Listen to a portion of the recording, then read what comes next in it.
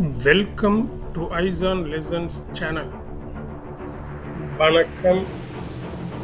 மனோதத்துவ ரீதியான இந்த குழந்தை வளர்ப்பு வீடியோ அனைவருக்கும் பயன்படும் என்று நம்புகிறேன். நன்றி. வணக்கம். இன்னைக்கு நாம ரொம்ப ரொம்ப முக்கியமான ஒரு விஷயத்தை பத்தி ஆழமா பார்க்க போறோம். உங்க குழந்தையின் வாழ்க்கையில முதல் 6 வருஷம் இது வெறும் வளர்ச்சி பத்தினது மட்டும் இல்ல, ஒரு மனுஷனோட முழு ஜீவிதத்துக்கான அஸ்திவாரத்தையே போடுறது பத்தி. ஆமா, நீங்க பகிர்ந்துகிட்ட அந்த குறிப்புகள், ஆய்வறிக்கைகள் எல்லாத்தையும் வச்சு பார்க்கும்போது ஒண்ணு தெளிவா தெரியுது. இந்த காலகட்டம் ஒரு குழந்தையோட எதிர்காலத்தை எவ்வளவு ஆழமா வடிவமைக்குதுன்னு நாம புரிஞ்சுக்க போறோம். நம்ம நோக்கம் என்னன்னா, வெறும் ஏபிசி 1 2 3 தாண்டி ஒரு குழந்தையோட உணர்ச்சி வளர்ச்சி, மொழித்திறன், அப்புறம் கற்பனை வளம் இதையெல்லாம் எப்படி வளர்க்கலாம்னு பாக்குறது தான். ஒரு ஆச்சரியமான உண்மையோட ஆரம்பிக்கலாமா? சொல்லுங்க. ஒரு குழந்தையோட மூளையில 85% 90% வளர்ச்சி அவங்களோட 6வது பிறந்த நாளுக்குள்ளேயே நடந்து முடிஞ்சிருதான். இதை கேட்கும் போதே ஒரு மாதிரி அழுத்தம் வருது இல்லையா? 6 வயசுக்குள்ள எல்லாத்தையும் சரியா செஞ்சிருந்துமா? நீங்க அப்படி பாக்குறது புரியுது. ஆனா இத ஒரு அழுத்தமா பார்க்க வேண்டாம். இது ஒரு மிகப்பெரிய வாய்ப்பு. வாய்ப்பா? அது எப்படின்னு கொஞ்சம் விளக்க முடியுமா? ஒரு பில்டிங் கட்டுறோம்னு வச்சுக்கோங்க. அதோட அஸ்திவாரம் எவ்வளோ ஆழமா ஸ்ட்ராங்கா இருக்கோ அதுக்கு மேல எவ்வளோ பெரிய கட்டிடத்தை வேணும்னாலும் நம்மளால கட்ட முடியும். சரிதான். அந்த மாதிரி தான் இந்த முதல் 6 வருஷமும். இந்த சமயத்துல கிடைக்கிற ஒவ்வொரு அனுபவமும் குழந்தையோட மூளையில ஒரு நிரந்தரமான அச்சு மாதிரி பதிஞ்சிடும். ஓஹோ, அந்த 90% மூளை வளர்ச்சிங்கிறத இன்னும் கொஞ்சம் ஆழமா புரிஞ்சுக்கலாம். அப்போ ஆரம்ப கல்விங்கிறது வெறும் எழுத்துக்களையும் எண்களையும் கத்துக்கிறது மட்டும் இல்லைன்னு சொல்றீங்க? இல்லவே இல்லை. அதாவது இந்த வயசுல தான் மூளையோட நியூரல் சர்க்கியூட்ஸ், அதாவது நரம்பு இணைப்புகள் ஒரு நிமிஷத்துக்கு மில்லியன் கணக்குல உருவாகுது. இது எப்படின்னா, ஒரு புது நகரத்துல சாலைகள் போடுற மாதிரி கற்பனை பண்ணி பாருங்க. சரி. அன்பு, ஊக்கம், பாதுகாப்பு, இந்த மாதிரி சூழல்ல வளர்ற குழந்தையோட மூளையில அந்த சாலைகள் அகலமான வலுவான நெடுஞ்சாலைகளை உருவாகும். தகவல்கள் வேகமா பயணிக்கும். அப்போ எதிர்மறையான சூழல், அதே சமயம் தொடர்ச்சியான பயம், சத்தம், மன அழுத்தம், இந்த மாதிரி ஒரு சூழல் இருந்தா அந்த சாலைகள் குறுகிய பலகீனமான சந்துகளாவே நின்னுடும். இது ரொம்ப சக்தி வாய்ந்த உருவகம். இந்த நெடுஞ்சாலை சந்து வளர்ச்சிக்கு ஒரு நடைமுறை உதாரணம் சொல்லுங்களேன். கண்டிப்பா. இப்போ ஒரே வயசுல 2 குழந்தைங்க இருக்கிறாங்கன்னு வச்சுப்போம். ஒரு குழந்தைக்கு தினமும் அவங்க பெற்றோர் கதை சொல்றாங்க, பேசுறாங்க. இன்னொரு குழந்தை அதிக நேரம் செயலற்ற முறையில, அதாவது பாசிவா ஸ்கிரீன் பாக்குது. ஒரு 3 மாசத்துல கதை கேட்கிற குழந்தையோட மொழித்திறன்ல ஒரு தெளிவான வித்தியாசத்தை பார்க்க முடியும். அப்படியா? ஆமா. ஏன்னா கதை கேட்கறதுங்கிறது மூளையோட மொழி, கற்பனை, உணர்ச்சின்னு பல பகுதிகளை ஒரே நேரத்துல வேலை செய்ய வைக்குது. அது ஒரு நெடுஞ்சாலையை உருவாக்குது. ஆனா ஸ்கிரீன் பார்க்கறது பெரும்பாலும் ஒரு வழி பாதை மாதிரி, ஒரு குறுகிய சந்து மாதிரி தான். அப்போ உண்மையான கற்றல் எப்போ ஆரம்பிக்குது? நிறைய பேர் ப்ரீ ஸ்கூல் போகும்போது தான் நினைக்கிறாங்க. ஆனா நீங்க சொல்றத பார்த்தா அது ரொம்ப லேட் போல இருக்கே. அதுதான் ஒரு பொதுவான தவறான கருத்து.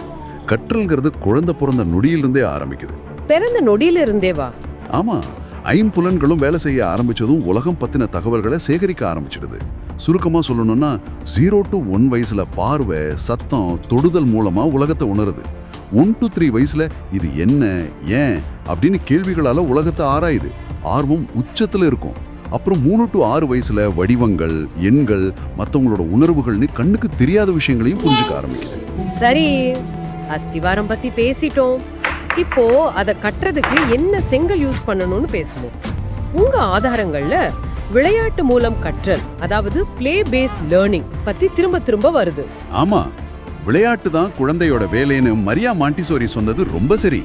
விளையாடும் போது குழந்தை எந்த விதமான அழுத்தமும் இல்லாம கத்துக்குது. ஆனா நடைமுறையில நிறைய பெற்றோருக்கு ஒரு குழப்பம் இருக்குமே. என் குழந்தை வெறும் அட்டைப்பெட்டியை வச்சு விளையாடினா நான் வாங்கி கொடுத்த விலை உயர்ந்த சயின்ஸ் பொம்மையில கிடைக்கிற அறிவு கிடைக்காதேன்னு நினைக்கலாம். அந்த அட்டைப்பெட்டி எப்படி ஒரு விலை உயர்ந்த பொம்மையை விட சிறந்ததா இருக்க முடியும்? இது ரொம்ப முக்கியமான கேள்வி. பாருங்க, ஒரு விலை உயர்ந்த பொம்மை அது என்ன செய்யும்னு அதுவே தீர்மானிக்குது. ஒரு பட்டன் அழுத்தினா பாட்டு பாடும். அங்க குழந்தையோட கற்பனைக்கு வேலை கம்மி. சரிதான். ஆனா ஒரு சாதாரண அட்டை பெட்டி அப்படி இல்ல. அது குழந்தையோட கையில ஒரு ராக்கெட்டா மாறலாம், ஒரு வீடா மாறலாம், ஒரு காரா மாறலாம்.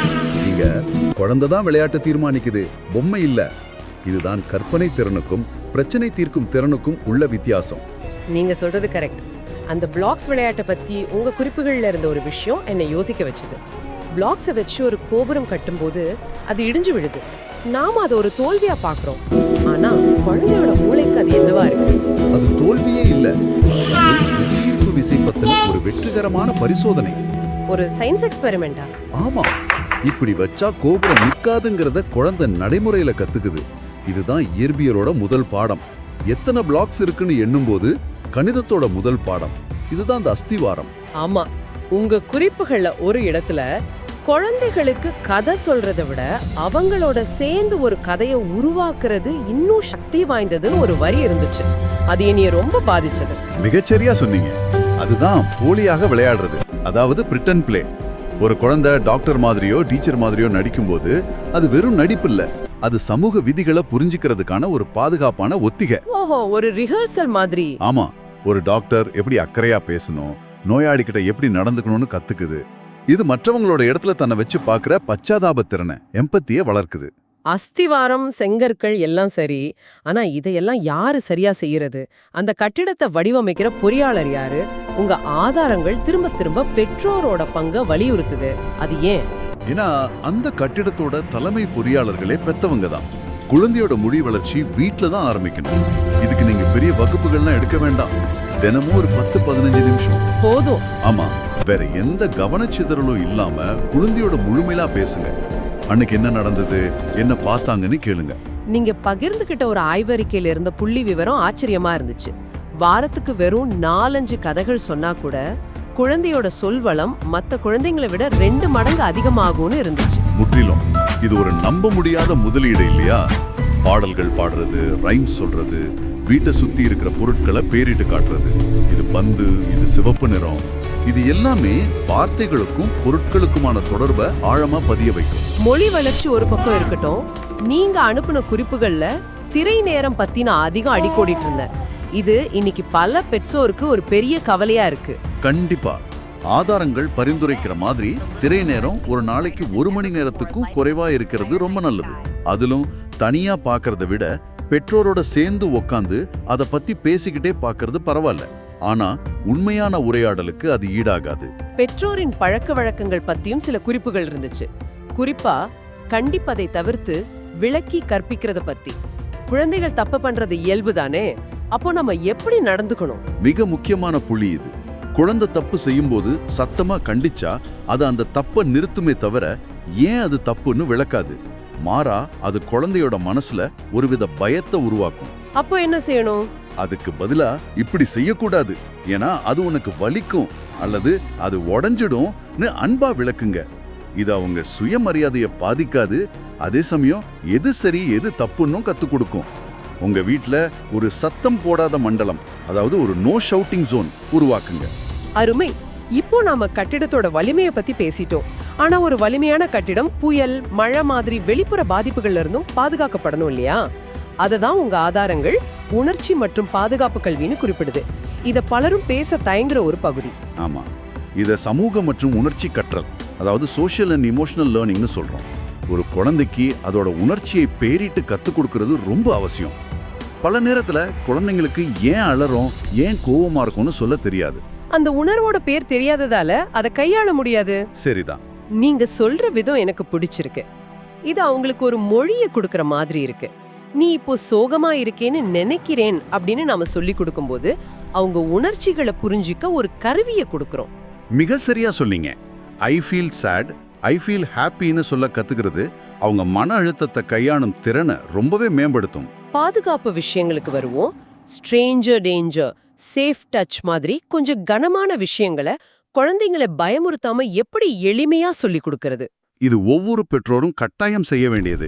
இதை ஒரு எச்சரிக்கையா சொல்லாம ஒரு விழிப்புணர்வா சொல்லி கொடுக்கணும். உதாரணத்துக்கு, நல்ல தொடுதல், கெட்ட தொடுதல். அதை எப்படி விளக்குறது?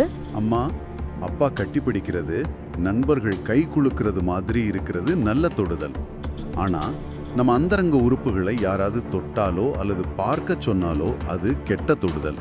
அது எவ்வளவு நெருங்கியவரா இருந்தாலும் சரி, உடனே வேண்டாம்னு சொல்லிட்டு வந்து அம்மா அப்பா கிட்ட சொல்லணும்னு தெளிவா புரிய வைக்கணும். உங்க குறிப்புகள்ல இருந்த வேண்டாம், ஓடு, சொல், அதாவது நோ, கோ, டெல் முறை ரொம்ப எளிமையாவும் சக்தி வாய்ந்ததாவும் இருந்துச்சு. ஆமா, யாராவது உங்களை தொந்தரவு செஞ்சா முதல்ல உரத்த குரல்ல வேண்டாம்னு சொல்லணும். ரெண்டாவதா அந்த இடத்த விட்டு பாதுகாப்பான இடத்துக்கு ஓடிடணும். மூணாவதா நீங்க நம்புற பெரியவங்க கிட்ட நடந்ததை உடனே சொல்லணும். இந்த 3 படிகளையும் அவங்களுக்கு பழக்கப்படுத்தணும். இது அவங்களுக்கு ஒரு சக்தியை கொடுக்குற மாதிரி. இன்றைய கலந்துரையாடலை தொகுத்து பார்த்தா நாம் ஒரு முழுமையான கட்டிடத்தையே கண்டுபிடிச்சிட்டோம். குழந்தையின் முதல் 6 வருஷங்கிறது வாழ்நாள் முழுமைக்குமான அஸ்திவாரம். கற்றலுங்கிறது விளையாட்டாகிய செங்கற்களை கொண்டு கட்டப்படுது. பெற்றோராகிய நீங்க தான் அதோட தலைமை பொறியாளர். உங்க அன்பான உரையாடல் தான் அதை கலக்கிற சிமெண்ட். அருமையா தொகுத்தீங்க. அன்பு, பொறுமை, புரிதல், இந்த 3 தான் ஆரம்ப கல்வியோட அடிப்படை கற்கள். நீங்க உங்க குழந்தையோட செலவிடுற ஒவ்வொரு நிமிஷமும், நீங்க சொல்ற ஒவ்வொரு கதையும், நீங்க காட்டுற ஒவ்வொரு அன்பும் உங்க குழந்தையின் எதிர்காலத்தை உறுதி செய்யும்.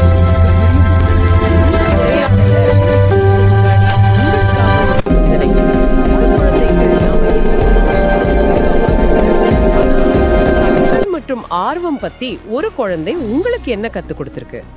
புல்ல பார்க்கும்போது, மழைய பார்க்கும்போது, ஒரு எறும்ப பார்க்கும்போது ஒரு குழந்தை காட்டுற அந்த ஆச்சரியத்தையும், எல்லாத்தையும் புதுசா பார்க்குற அந்த ஆர்வத்தையும் நம்ம எல்லாம் தெரிஞ்ச வயது வந்தோர் வாழ்வுல நாம எப்படி திரும்ப கொண்டு வர முடியும்? இது சிந்திச்சு பாருங்க.